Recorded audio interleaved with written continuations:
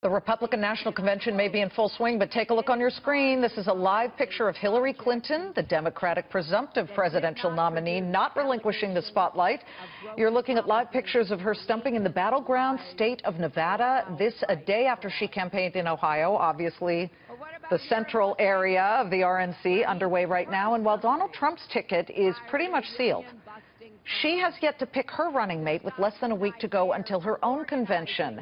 Let's bring in former Republican Senator from Florida, George LeMieux, and he's an at-large delegate for his state, where in Florida, Donald Trump leads. He's tied in Ohio with Hillary Clinton, but looking at what's expected to happen, give me your guess, because you're a seasoned politician. Do you think Hillary Clinton announces her running mate during the Republican National Convention, or does she wait so that she gets the ultimate spotlight? Liz, I think she waits. She's going to let Trump have his day. She will do these other events around the country to kind of box the comments that Donald Trump and the campaign are making. But I think she'll wait till next week or the week after in order to have her own day and be able to build up for her own convention. Okay, so as we wait on that, let me just get your feel of your sense of the feel of the convention at the moment. We have a couple of cross-current stories. Protests outside, nothing violent, we just showed that. We also have on the inside what happened last night with the Melania Trump brouhaha in the speech. I'm not sure that that has any major implication. You'll have to tell me. But give me your sense of the leadership point of view. I'm still looking at Donald Trump's Twitter feed. He only has retweeted one other person's tweet having very little to do with any of that. And he hasn't tweeted about this situation. Do you expect him to make some type of statement, movement, fire somebody? What do you think? No, I think it's over, and I think it's really been much to do about little.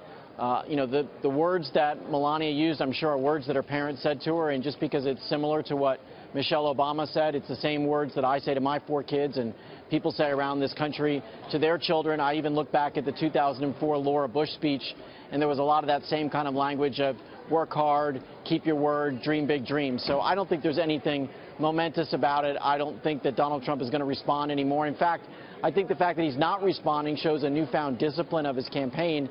And since the last time you and I visited, I really think that the campaign is a lot more disciplined and tightly focused, and that's why they're doing better.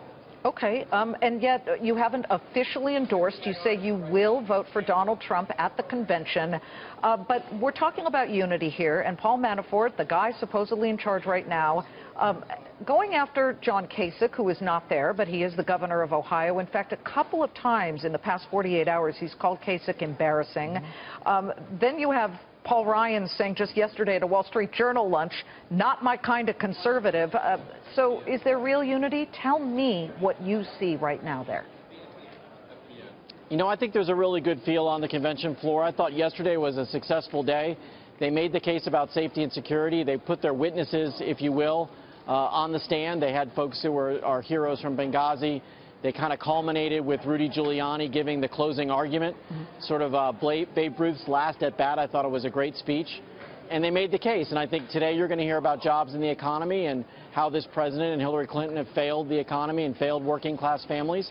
And they're going to make the case throughout the week, culminating in Donald Trump on Thursday. And I think you're going to see a cohesive, unified Republican Party when it's over with. Well, we happen to have a Democrat standing by, and he happens to have been the mayor of Cleveland and, of course, a congressman for the state of Ohio. Dennis Kucinich in the chair. 76 weeks of job creation. I wouldn't say the texture of the job creation is exactly what people want, but you just heard George LeMieux say, you know, it hasn't been a great time for job creation. So he's pointing the finger at Barack Obama and by proxy Hillary Clinton. What do you say to that? Well, first of all, there is some truth to the fact that the unemployment levels are not accurately reflecting an undercurrent of unemployment, which has come about because people stop looking for jobs. The truth of the matter is we need a massive jobs program to rebuild America. And that's what I'd like to see the Democrats do going forward, to talk about what's going to be done to bring millions of people back into the workforce. It's sure great to see both of you. Thank you so much. It's been a crazy time trying to get our guests to certain chairs. Dennis Kucinich, George LeMieux, you got in front of our cameras. We so appreciate it.